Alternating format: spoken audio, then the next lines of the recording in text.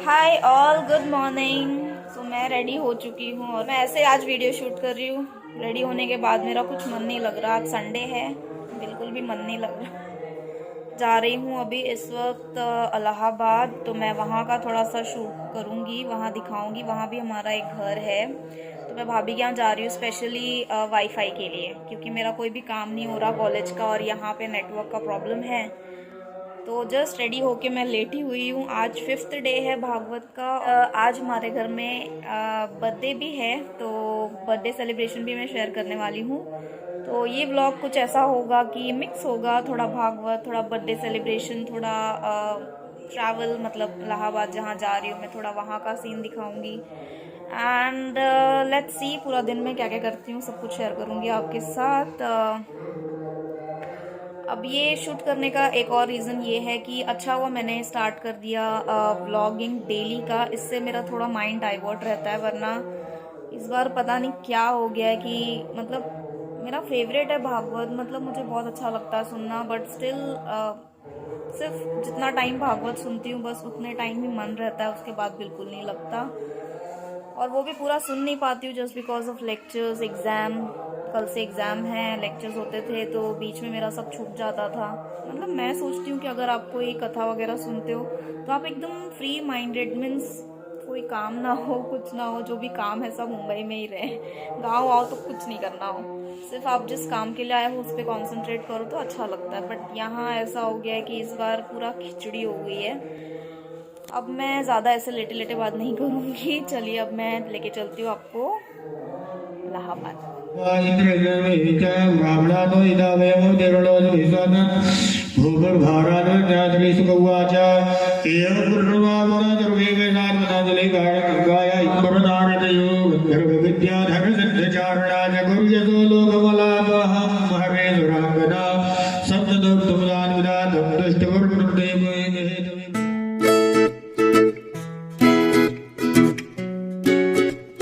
Hello all. तो जैसे कि मैंने सुबह आपको बताया मैं जा रही हूँ इलाहाबाद, बट मैं बहुत ज़्यादा लेट हो चुकी हूँ। इस वक्त 12:30 बज रहे हैं और मैंने तभी कहा था कि मैं 1 बजे तक रिटर्न वापस आ जाऊँगी, बट मेरी वजह से ये लेट हुआ है। फेस देख के आपको समझ में आ ही गया होगा। ये मेरी भाभी जिनसे आप ऑलरेडी मिल चुके हैं, नाउ शी इज़ ड्राइविंग। अभी कुछ बोलना है? मैं आपको भाभी का घर दिखाती हूँ। मैं यहाँ पे फर्स्ट टाइम जा रही हूँ आफ्टर 10 to 11 ईयर्स। मैंने देखा ही नहीं इनका घर, तो ये थोड़ा सा काम था कॉलेज का, उस चक्कर में भी जा रही हूँ और इस बहाने मैं घर भी देख लूँगी। पता नहीं वापस रिटर्न आना होगा नहीं होगा। ये है इलाहाबाद की भीड़। नहीं, बारिश तेज होती रहती है ना, तब भी टीचर चिल्लाएंगे क्योंकि तुम्हारा तो घर पास ही में था, तुम्हें आ जाना चाहिए था, तुम बहाने मार के नहीं आती। बहुत गलत हुआ। अब हम तो अपनी बस भी नहीं एंजॉय कर पाते। मतलब स्कूल नज़दीक होना गलत है ना? हाँ। सीट बेल्ट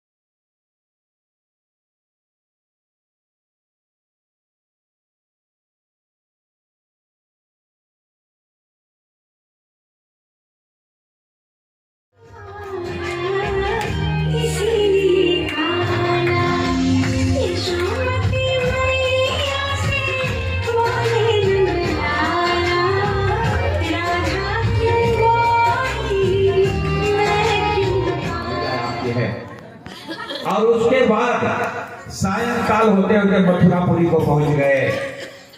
सायंकाल मथुरापुरी में पहुंच गए तो वहां अक्रूर जी को विदा कर दिया था, आप जाइए। और दोनों भाई चले गए मथुरापुरी में घूमने। तो जब जाते हैं मथुरापुरी में तो वहां स्त्रियां जो बैठी थी, जब सबने सुना कि कन्हैया आए हैं, बड़ा सुंदर स्वरूप है, तो स्त्रियां दौड़ पड़ी। कोई अपने एक आंख में काजल लगाई है, दूसरे में लगाना भूल गई, दौड़ी। कोई स्त्री ऐसी है जो पैर का आभूषण उठाई और जल्दी से हाथ में पहन ली, झटके में पाने भागी। कुछ ऐसी स्त्री है कि जो रोटी खा रहे थे रोटी को रखी ही नहीं, खाते खाते दौड़ के गए। ऐसी भी स्त्रियां थी जो अपने बालों को नहीं संभाल पाई, कुछ ऐसी स्त्रियां थी जो अपने वस्त्रों को संभाल नहीं पाई और भागी भागी दौड़ करके कृष्ण और बलराम के दर्शन के लिए लालाई दौड़ी। कन्हैया और बलदाऊ घूमते घूमते रंगोत्सव में पहुंचे जहां धनुष रखा था। कन्हैया ने धनुष को उठाया और चढ़ा दिया, डोरी टूट गया था।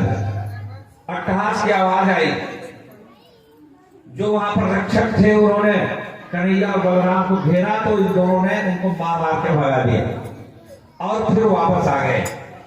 तो इधर होता यह है कि कंस को कुछ वस्त्र पहनाने के लिए धोबी लेकर जा रहा था।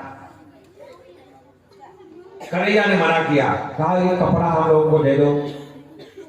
वो नाराज हो गया। उसने कहा अभी आवाज कंस को न मिल जाए, अगर कहीं जान गए कंस तो तुम लोग का प्राण ले लेंगे। अरे तुम लोग इस वस्त्र को पहनने के लायक भी हो।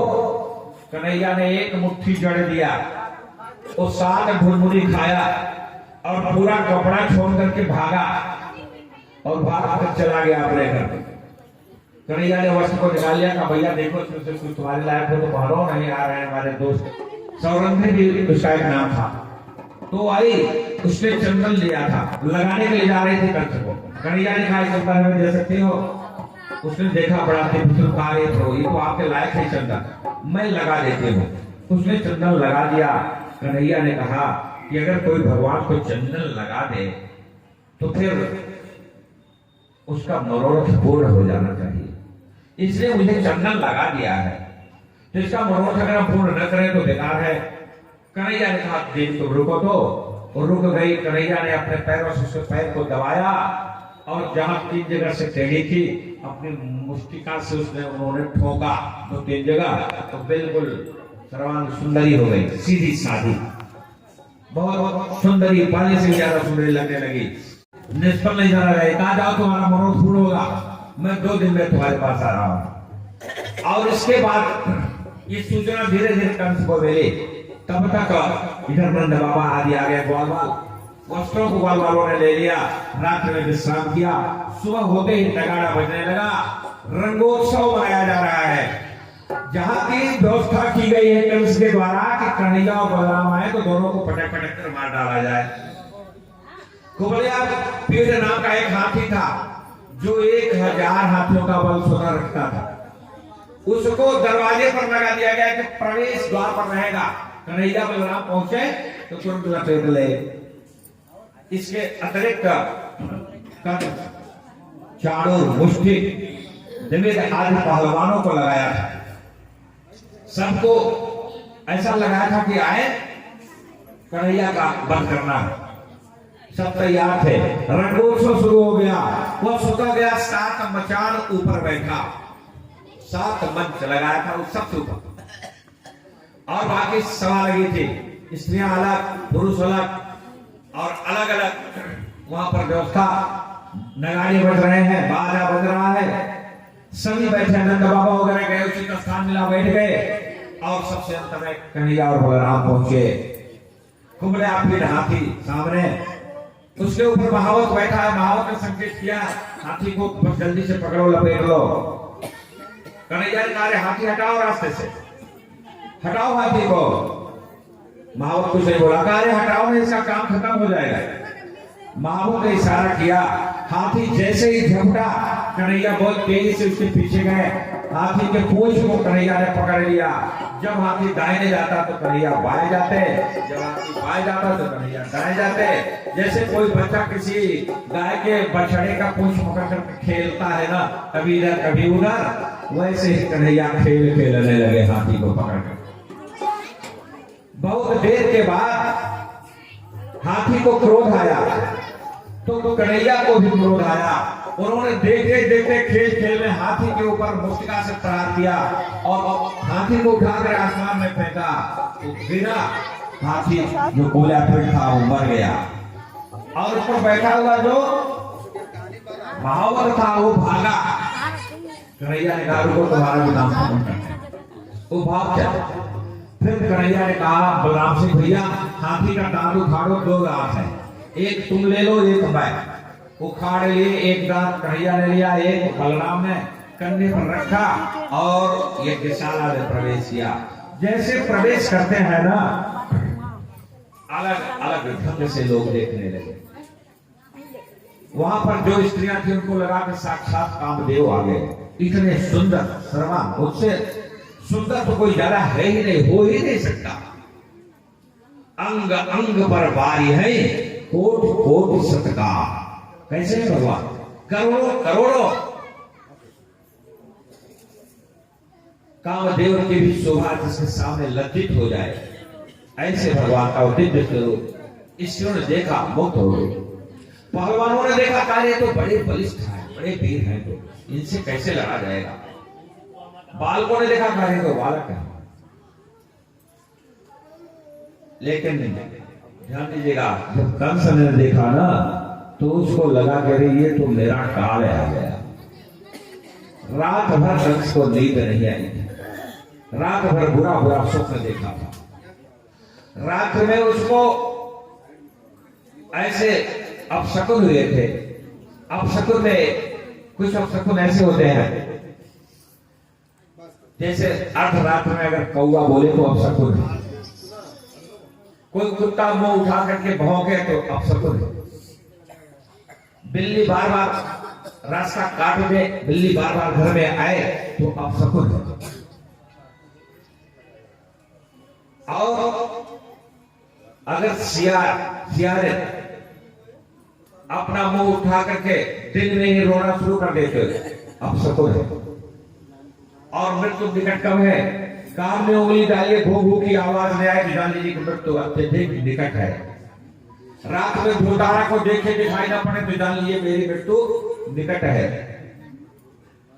जल में अपनी छाया देखिए, छाया दिखाई ना पड़े तो जान लीजिए कि मेरी मृत्यु सन्निकट है।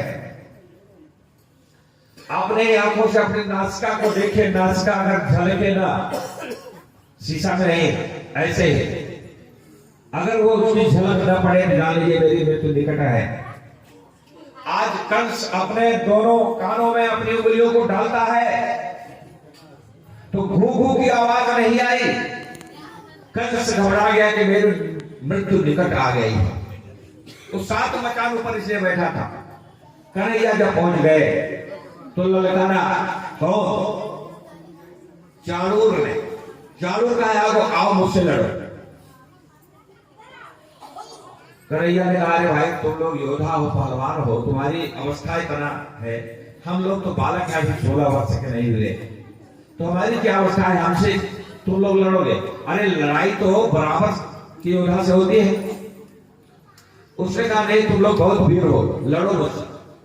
तो चाणूर की लड़ाई कृष्ण से हो गई और मुष्टि की लड़ाई बलराम से हो गई।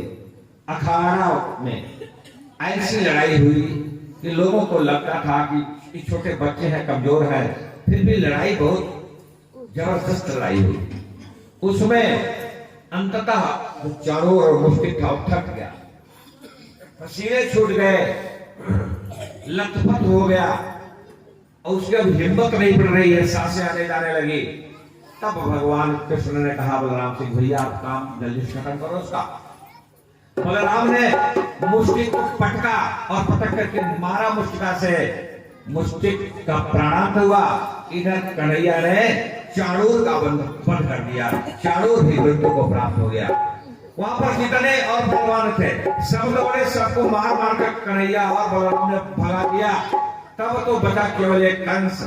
कंस वो संधिपात हो गया, वो चिल्लाने लगा, अरे पकड़ लो, दोनों बालकों को पकड़ लो, बंदी बना लो, इनको जेल में डाल दो, ये बच कर न जाने पाए, इनको मार डालो। कन्हैया ने कहा, मामा समय पूरा हो गया, आपका भी समय पूरा हो गया। न जाने कितने छोटे छोटे निरपराध बालकों की हत्या तुमने कराई बाबा, अब बंदी तुम क्या बनाओगे? बहुत दिन तक बंदी बनाए, अब देखो मजा।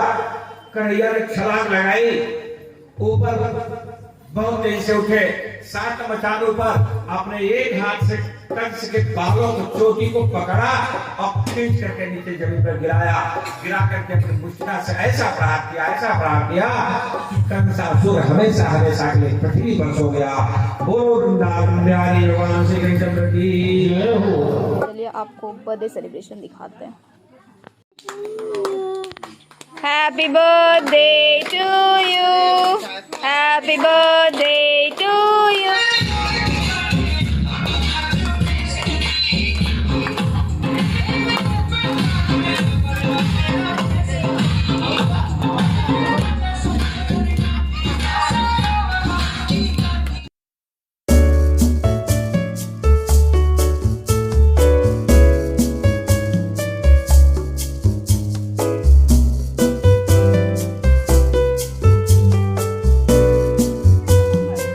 कैसे कर रही थी मैं एक्टिंग करके, बताओ, दिखाओ ना मेरी एक्टिंग करके दिखाओ। इतनी मुंडी तो नहीं हिलती, इतनी हिलती तो टूट के गिर जाती। और ज्योतिष का डाला, ज्ञान का डाला, पढ़ाई का डाला, पढ़ाओ तो ये सब डाले, चाहे ऊँची क्रीम ऐसे दिखाएगी। ये मैंने आज ही ऑर्डर किया है, आप भी ले सकती है। फालतू का वीडियो तो है।